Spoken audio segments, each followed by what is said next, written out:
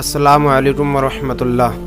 وعلیکم السلام ورحمۃ اللہ تعالیٰ وبرکاتہ۔ حضرت ایک سوال تھا کہ فجر، مغرب، عشاء میں قرات امام صاحب زور سے کرتے ہیں اور ظہر اور عصر میں آہستہ کرتے ہیں، تو ایسا کیوں؟ مطلب بہت اچھا سوال ہے ماشاء اللہ آپ کا، یہ جواب دینے کی کوشش کروں گا، ویڈیو کے آخر تک آپ بنے رہیں، بہت امپورٹنٹ یہ سوال ہے آپ کا۔ جواب عرض ہے کہ آپ دیکھتے ہیں نماز پڑھتے ہیں تو فجر میں امام صاحب زور سے قرات کرتے ہیں، قرآن شریف پڑھتے ہیں، مغرب میں بلند آواز سے قرآن شریف پڑھتے ہیں، عشاء میں بھی بلند آواز سے قرآن پڑھتے ہیں، ظہر میں خاموش رہتے ہیں امام صاحب۔ عوام تو خاموش رہتی ہے، یہ مقتدی، لیکن امام صاحب بھی خاموش رہتے ہیں اور قرات تو کرتے ہیں لیکن بلند آواز سے قرات نہیں کرتے ہیں، اور نہ ہی عصر میں بلند آواز سے قرات کرتے ہیں۔ اس کی وجہ کیا؟ تو اس کا جواب یہ ہے کہ شروع زمانہ اسلام میں جب حضور اکرم صلی اللہ علیہ وآلہ وسلم نے اسلام کی تبلیغ کا آغاز کیا تھا تو اس وقت میں کفار، کافروں اور مشرکوں کا غلبہ تھا، یہ بہت زیادہ تھے۔ تو یہ ظہر اور عصر کے وقت میں یہ شور مچاتے تھے، شور و غل کرتے تھے، اور اللہ عز و جل اور سید الملائکہ حضرت جبریل علیہ السلام کی شان میں بکواس کرتے تھے، سب و شتم کرتے تھے۔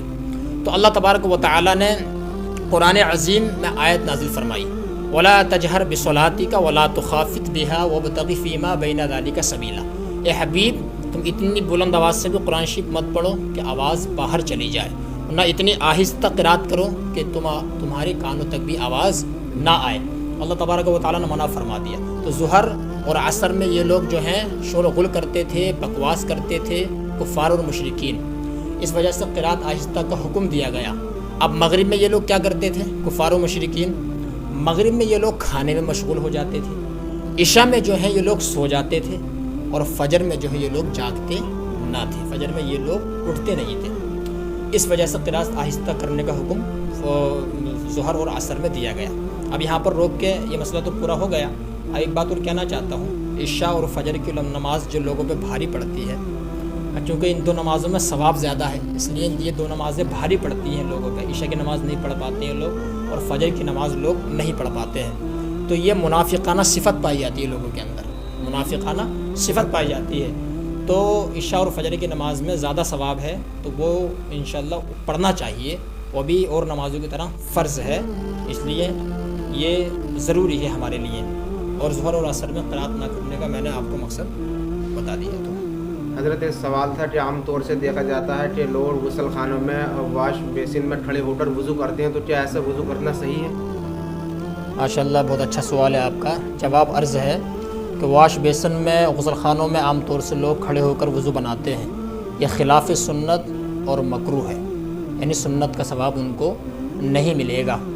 ہاں، اگر بلا عذر شرعی کھڑے ہو کر وضو نہیں بنانا چاہیے، اگر عذر شرعی ہے، جیسے ٹرین میں آپ سفر کر رہے ہیں تو ٹرین میں عذر شرعی ہے، آپ وہاں پر بیٹھ کے وضو نہیں بنا سکتے، اور بہت سارے موقع آتے ہیں زندگی میں، سفر میں واقعات آتے ہیں کہ جہاں پر کھڑے ہو کے وضو بنانے کی اجازت نہیں ہوتی ہے، تو وہاں پر عذر شرعی ہے، وہاں پر آپ کھڑے ہو کے وضو بنا سکتے ہیں، لیکن بلا وجہ کھڑے ہو کر وضو بنانا مکروہ اور خلاف سنت ہے۔ اور یہاں پر اب میں اپنے مسلم بھائیوں سے گزارش، اپیل بھی، ریکویسٹ کرنا چاہوں گا کہ ہم گھروں میں بہت پیسہ لگاتے ہیں، گھروں میں ہم لاکھوں روپے بہت پیسہ صرف کر دیتے ہیں، ہمیں چاہیے کہ اپنے گھروں میں، گھروں کے ساتھ ساتھ ہمیں اپنے گھروں میں ایک ٹوٹی کے ساتھ وضو خانہ بھی بنانا چاہیے، ایک ٹوٹی کا وضو خانہ بھی بنانا چاہیے، تاکہ اس میں ہمارے بیٹھنے کی عادت پڑ جائے اور سنت بھی ادا ہو جائے اور ہم مکروہ اور خلاف سنت سے بچ جائیں۔ تو لہٰذا بیٹھ کر ہی سنت ہے اور یہ آداب وضو میں سے ہے۔ حضرت ایک سوال تھا کہ عام طور پہ دیکھا جاتا ہے کہ مرغی کی دکانوں سے مسلمان بھی لاتے ہیں پنجے اور غیر مسلم بھی لاتے ہیں، تو کیا ان کا کھانا جائز ہے فقہ حنفی کی روشنی میں؟ یہ بہت اچھا سوال ہے آپ کا، یہ کہ ہمارے مسلمان بھائی، اور زیادہ تر دیکھا جاتا ہے کہ غربا، فقیر، مسکین لوگ جو ہوتے ہیں مرغی کے پنجے کھاتے ہیں، اور امیر لوگ بھی مرغی کے پنجے کھاتے ہیں۔ تو ڈاکٹروں کا، طبیبوں کا مشورہ بھی دیا جاتا ہے، بہت سے مرضوں میں یہ پنجے کھائے جاتے ہیں تاکہ ان سے شفا بھی ہوتی ہے۔